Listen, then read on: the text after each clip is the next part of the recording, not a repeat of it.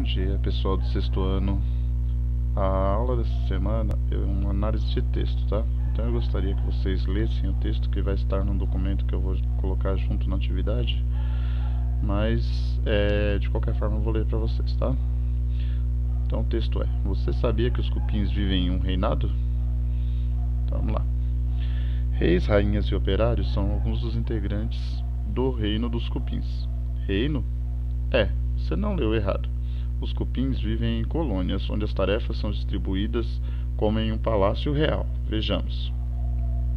À rainha e ao rei não cabem trabalhos cansativos, como os que são atribuídos aos seus súditos. O casal tem como função reproduzir, gerar filhotes. Quando a rainha é fecundada, seu abdômen cresce de 2 a 3 milímetros e ela pode pôr 2 ovos por minuto. No final do dia, ela chega a colocar de 20.000 a 30.000 ovos. Reis e rainhas costumam viver de 15 a 45 anos na colônia. Somente o casal real apresenta olhos, os demais indivíduos se guiam pelo olfato. Mais uma curiosidade: o rei é menor que os demais cupins e apresenta a cor escura. Mas quem zela pelos ovos da realeza, que ficam incubados por cerca de 2 semanas? Isso já é trabalho de cupim operário, assim como a perfuração de madeira e a busca e armazenamento de alimentos para os demais membros da colônia.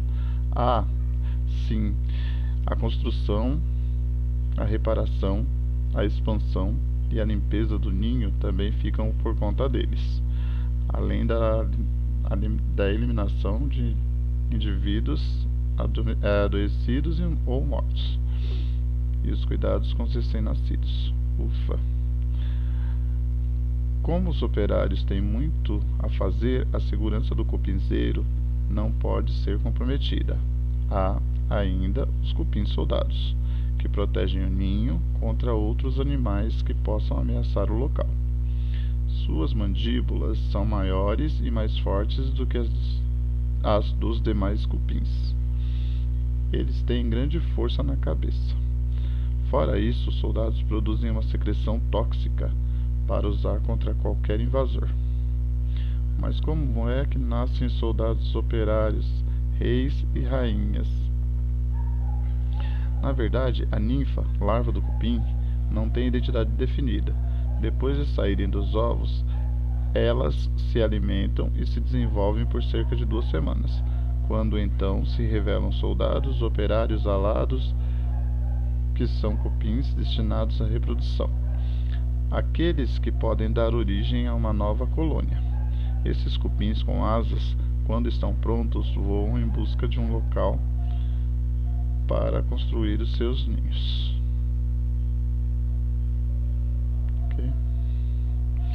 Então é assim, gente, lá na atividade de vocês, as questões vão estar com letra A, B, C, D e E, tá? Mas as questões são praticamente as mesmas aqui. Então o que eu quero saber? Primeira questão. O texto. Do texto são todas questões de interpretação, então precisa ler o texto para poder responder as questões, tá? A questão 1 é: o texto sobre o reinado dos cupins tem intenção didática, escolar, científica, para divulgar algo sobre os cupins, ou jornalístico, para ser publicado em um jornal, revista ou site? Questão 2.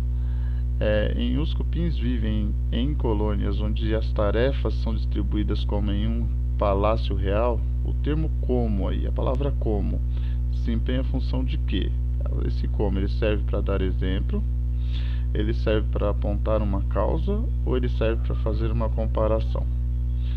A questão número 3, a autora usou a interjeição ufa para exprimir o sentimento de. Então, interjeição, gente, é aquela palavrinha que a gente usa em determinadas condições, como por exemplo, a gente usa um A quando fica chateado com alguma coisa, ou um E quando fica feliz quando ganha um presente.